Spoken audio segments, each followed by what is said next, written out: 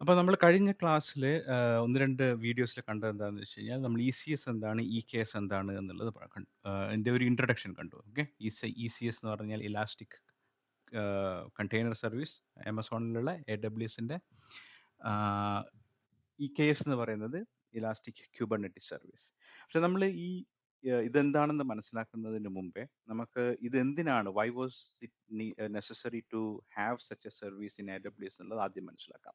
അതിന് വേണ്ടിയിട്ട് നമുക്ക് കുറച്ചൊന്ന് ഹിസ്റ്ററിയിലോട്ട് പോകാം. അതായത് പണ്ട് ഒരു ആപ്ലിക്കേഷൻ ആർക്കിടെക്ട് ചെയ്യുന്ന സമയത്ത് അതിൻ്റെ സ്പെസിഫിക്സ് എന്തായിരുന്നു എന്ന് വെച്ച് കഴിഞ്ഞാൽ, let's say there is an operating system. Okay, ഒരു സിസ്റ്റം ഉണ്ട്, അതിനകത്തൊരു ഓപ്പറേറ്റിംഗ് സിസ്റ്റം ഉണ്ട്. എന്നിട്ട് നമുക്ക് നെറ്റ്ഫ്ലിക്സിന്റെ എക്സാമ്പിൾ തന്നെ എടുക്കാം. ഓക്കെ, എന്നിട്ട് നെറ്റ്ഫ്ലിക്സ് എന്ന് പറയുന്ന ആപ്ലിക്കേഷനാണ് നമുക്ക് ഇവിടെ ഇൻസ്റ്റാൾ ചെയ്യേണ്ടത് എങ്കിൽ നെറ്റ്ഫ്ലിക്സിൽ ചില സർവീസുകൾ ഉണ്ടാവും. ഓക്കെ, ലെറ്റ്സ് സേ ഒരു ലോഗിൻ സർവീസ് ഉണ്ടാവും. ലെറ്റ്സ് സേ ഒരു റെക്കമെൻഡേഷൻ എൻജിൻ സർവീസ് ഉണ്ടാവും. Let's call it as A recom. And then let's say there is another service which is back end service, and there is another service which is front end service. For simplicity നമുക്ക് മനസ്സിലാക്കാൻ വേണ്ടിയിട്ട് വേറെ ഒരുപാട് സർവീസുകൾ ഉണ്ട് നെറ്റ്ഫ്ലിക്സിനകത്ത്. പക്ഷേ for our simplicity let's take only these services and let's see how it is deployed. ഈ legacy architecture, or in another word it is also called as monolithic architecture. ഈ ലെഗസി ആയിട്ടുള്ള ആർക്കിടെക്ചർ അല്ലെങ്കിൽ മൊണോലിത്തിക് ആയിട്ട് ആർക്കിടെക്ചറിനകത്ത് ഈ നെറ്റ്ഫ്ലിക്സിന്റെ എല്ലാ സർവീസുകളും combined ആയിട്ട് ഒറ്റ പാക്കേജ് ആക്കിയിട്ടാണ് ഇൻസ്റ്റാൾ ചെയ്യപ്പെടുന്നത്. അതിന്റെ ബുദ്ധിമുട്ടുകൾ എന്താണെന്ന് വെച്ച് കഴിഞ്ഞാൽ, ലെറ്റ്സ് സേ ആമസോണിന്റെ ഒരു റെക്കമെൻഡേഷൻ എഞ്ചിന് പുതിയൊരു റെക്കമെൻഡേഷൻ വന്നു എന്ന് വിചാരിച്ചു. അപ്പോൾ എന്തെങ്കിലും ഒരു ചെറിയൊരു അപ്ഡേറ്റ് റെക്കമെൻഡേഷൻ എഞ്ചിന് ചെയ്യണമെങ്കിൽ, അല്ലെങ്കിൽ റെക്കമെൻഡേഷൻ സർവീസിന് ചെയ്യണമെങ്കിൽ, what happens is you have to bring down the entire thing because it is package as monolithic architecture. It's package combinedly. Okay, ഇതെല്ലാം ഒരു ആപ്ലിക്കേഷന്റെ ഭാഗമായിട്ടാണ്, സെപ്പറേറ്റ് സർവീസസുകളല്ല. അപ്പോൾ ബാക്കി എല്ലാ സർവീസുകളും it has to bring it down. അപ്പൊ അതുകൊണ്ടാണ് നമുക്ക് ഈ മൊണോലിത്തിക് ആർക്കിടെക്ചറിൽ വൺ ഓഫ് ദി പ്രശ്നം എന്താണെന്ന് വെച്ച് കഴിഞ്ഞാൽ, ഒരു സ്പെസിഫിക് സർവീസ് അപ്ഡേറ്റ് ചെയ്യണമെങ്കിൽ the entire application has to bring down, which actually takes time. ഇനി അപ്ഗ്രേഡിന് എന്തെങ്കിലും പ്രശ്നം പറ്റിക്കഴിഞ്ഞാൽ it has its own problems and stuff like that. വേറൊരു പ്രശ്നം എന്താണെന്ന് വെച്ച് കഴിഞ്ഞാൽ, ലെറ്റ്സ് സേ ആമസോണിന് 2 റെക്കമെൻഡേഷൻസ് വേണമെന്ന് വെച്ചു. ഓക്കെ, 2 റെക്കമെൻഡേഷൻസ്, അതായത് they are building their algorithms, they are actually building new ways of how to recommend a movie to the people. So let's say there is 2 versions of algorithm that they have developed, and they wanted to test both of this algorithm at same point in time. Let's say they put a set of users, and then they use another set of users, and then try out how this recommendation algorithm works. That means 2 type recommendations at the same time Netflix run ആവണം, which is not possible with this architecture, because again the same thing, there is only one service which is uh, doing the service for recommendation. So അത് ഇതായിരുന്നു പണ്ട് legacy architecture എന്ന് പറഞ്ഞ സാധനം. പക്ഷെ ഇന്ന് നമ്മൾ മൂവ് ചെയ്തിരിക്കുന്നത്, എസ്പെഷ്യലി ക്ലൗഡ് വന്നതിന് ശേഷം, private cloud or public cloud, ഇന്നത്തെ ഇതിന്റെ പേരാണ് micro services based architecture. Micro services based architecture. എന്താണ് micro services based architecture? Netflix എന്ന് പറയുന്ന ആപ്ലിക്കേഷൻ അപ്പോഴും ലോഗിൻ സർവീസും റെക്കമെൻഡേഷനും ഈ ബാക്ക് എൻഡും ഫ്രണ്ട് എൻഡും ഒക്കെ ആവശ്യമുണ്ട്. പക്ഷേ ഇത് ഇങ്ങനെ ആർക്കിടെക്ട് ചെയ്യുന്നതിന് പകരം ഒരു ഓപ്പറേറ്റിംഗ് സിസ്റ്റം ബേസ് അതെന്തായാലും വേണം. Let's a login service. ലോഗിന് ഒരു സർവീസ് ആയിരിക്കത്തില്ല, ലോഗിൻ എന്ന് പറഞ്ഞുകൊണ്ട് മൾട്ടിപ്പിൾ സർവീസസ് ഉണ്ടാവും.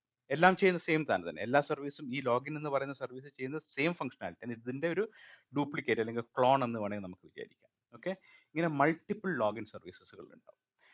അതുപോലെ തന്നെ വേറെ ഈ റെക്കമെൻഡേഷൻ എന്ന് പറയുന്ന സാധനം, recommendation service, multiple recommendation service doing the same thing, just a replica of same recommendation service. അതുപോലെ തന്നെ ബാക്ക് എൻഡിന്റെ മൾട്ടിപ്പിൾ സർവീസ്, ബാക്ക് എൻഡിന്റെ മൾട്ടിപ്പിൾ സർവീസ്, ഫ്രണ്ട് എൻഡിന്റെ മൾട്ടിപ്പിൾ സർവീസ്. ഓക്കെ, ഇതൊക്കെ കൂടിയിട്ട് it serves the application called Netflix. ഇതിന്റെ ഗുണം എന്താണെന്ന് വെച്ച് കഴിഞ്ഞാൽ, ലെറ്റ്സ് സേ ടുമോറോ ഒരു ലോഗിൻ അല്ലെങ്കിൽ റെക്കമെൻഡേഷന് സെയിം ഒരു അപ്ഡേറ്റ് വരണമെന്ന് വെച്ചാൽ, so what it will do is it just make A change on the recommendation service only. All other service which is independent of other services, and it is actually decoupled from the other services as such, will run still. എന്ന് വെച്ച് കഴിഞ്ഞാൽ, recommendation സർവീസിന് ഒരു update കൊടുക്കുന്ന സമയത്ത് your application is still not down. The user is able to access the application, but at the same time you can actually independently specifically uh, do the update for a specific service as such. അതാണ് one of the benefit of this one. ഇനി നമ്മൾ നേരത്തെ പറഞ്ഞ use case എടുത്ത് നോക്കാം. Let's say ഒരു A B testing ചെയ്യണം. ഒരു സെറ്റ് ഓഫ് യൂസർ വെച്ചിട്ട് ഒരു റെക്കമെൻഡേഷൻ ട്രൈ ചെയ്യണം, വേറെ സെറ്റ് ഓഫ് യൂസർ വെച്ചിട്ട് വേറെ റെക്കമെൻഡേഷൻ ട്രൈ ചെയ്യണം. You can actually have two different recommendations running in specific regions. AWS പല റീജിയൻസും കാര്യങ്ങളൊക്കെ ഉണ്ടല്ലോ. അപ്പോൾ നമുക്ക് ഒരു സ്പെസിഫിക് റീജിയനിനകത്ത് ഒരു റെക്കമെൻഡേഷൻ എഞ്ചിൻ്റെ സാധനങ്ങൾ റൺ ചെയ്യാം, വേറെ സ്ഥലത്ത് വേറെ റൺ ചെയ്യാം. ആ ഫ്ലെക്സിബിലിറ്റി ഇതുവഴി കിട്ടും. അപ്പോൾ ഇത് പറയാനുള്ള കാരണം, ഇത് how is it related to ECS പറയുമ്പോൾ എന്തിനാണ് ഇത് ചോദിക്കുന്നത് വെച്ച് കഴിഞ്ഞാൽ, ഈ ഇൻഡിവിജ്വൽ ആയിട്ടുള്ള സർവീസുകളൊക്കെ റൺ ചെയ്യുന്നത് കണ്ടെയ്നറിന്റെ മുകളിലാണ്. It's all container model. These all are individual containers. How it is running, we will be using things like Kubernetes or ECS or Docker Swarm, stuff like that. നമ്മൾ ഇപ്പോൾ AWS പഠിക്കുന്നുണ്ട്, we will only come to ECS. So അപ്പോൾ ഇവിടെ each of this login എന്ന് പറയുന്ന module, each of this recommendation എന്ന് പറയുന്ന module, think of that as a container. Okay, അതൊരു ഇൻഡിവിജ്വൽ കണ്ടെയ്നർ ആയിട്ടാണ് ആക്ച്വലി റൺ ചെയ്യുന്നത്. അതുകൊണ്ടാണ് ഇത് ഇലാസ്റ്റിക് കണ്ടെയ്നർ സർവീസ് എന്ന് പറയുന്നത്. നൗ ഇങ്ങനെ കണ്ടെയ്നർ ആയിട്ട് റൺ ചെയ്യുന്ന സമയത്ത്, ലെറ്റ്സ് എ നെറ്റ്ഫ്ലിക്സിന് വീക്കെൻഡുകളിൽ there will be a lot of logins coming, right? അപ്പോൾ ഈ വീക്കെൻഡ്സുകളിൽ ലോട്ട് ഓഫ് ലോഗിൻ വരുന്ന സമയത്ത് what it does need is it has to scale. Okay, let's say ഒരു 10 ലോഗിൻസ് വെച്ചിട്ട് വീക്ക് ഡേയ്സിൽ നടത്തുമെങ്കിൽ on a weekend I need 100,000 login services. So number of containers that contains this service has to scale up and scale down as we require. അതാണ് one of the job of, അതുകൊണ്ടാണ് നമുക്ക് ECS എന്ന് പറഞ്ഞ സാധനം വേണ്ടത്. You can ask, നമുക്കൊരു EC2 service അല്ലെങ്കിൽ ഒരു സെർവർ റൺ ചെയ്തുകൊണ്ട് നമുക്ക് ഇതൊക്കെ ചെയ്യാൻ പറ്റില്ല എന്നുള്ളത്. Manually it is not possible, because you have to go to every server and then start the container and then make sure the container is running smoothly. If there is some problem, you have to fix all those things. Manually doing is not possible. അപ്പോൾ ഇതിനെ actually പറയുന്നത് ഒരു container orchestration service എന്ന് വേണമെങ്കിൽ നമുക്ക് പറയാം.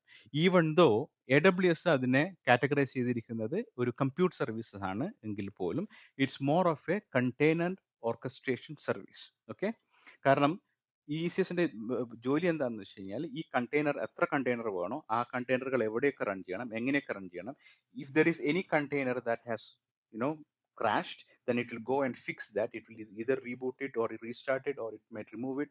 All those job, all those orchestration job, ആ ഒരു ഓർക്കസ്ട്രേഷൻ എന്ന് പറയുന്ന വാക്ക് നിങ്ങൾ പല സ്ഥലങ്ങളിലും ഇനിയും കേട്ടുകൊണ്ടിരിക്കും. ഫോർ എക്സാമ്പിൾ SD-WAN ഒരു ഓർക്കസ്ട്രേറ്റർ ഉണ്ട്, ഒരു പോളിസി എഞ്ചിനിന് ഒരു orchestrator, networking security world orchestrator എന്ന് പറയുന്നത് വളരെ കോമൺ ആയിട്ടുള്ള ഒരു വേർഡാണ്.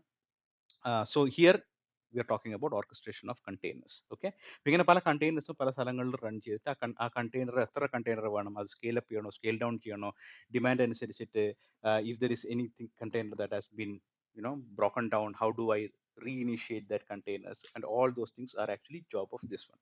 So ഇത്രയും പറഞ്ഞത് എന്തിനാ വെച്ചാൽ, ഒന്നുകൂടെ ഒന്ന് റീക്യാപ്പ് ചെയ്യാൻ വേണ്ടിയിട്ട്, പണ്ട് ഉണ്ടായിരുന്ന ആർക്കിടെക്ചർ ആണ് monolithic architecture of an application. പക്ഷേ അതിന്റെ പ്രശ്നങ്ങൾ എന്തൊക്കെയാണെന്ന് വെച്ച് കഴിഞ്ഞാൽ, you cannot, if you want to update a single service, a change in that, then you need to bring down the entire application. But and also if you wanted to run two versions of a same thing to do an A/B testing or something like that, it is not possible.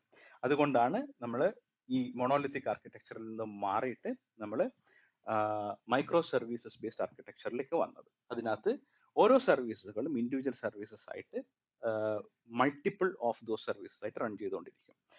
Again ഇതിന്റെ ഫുട് പ്രിന്റും ഇതിന്റെ മെമ്മറിയും ഇതിന്റെ റിസോഴ്സസും ഒക്കെ വളരെ കുറവ് മാത്രമേ അതിന് വേണ്ടുള്ളൂ. But it will have multiple of those same services.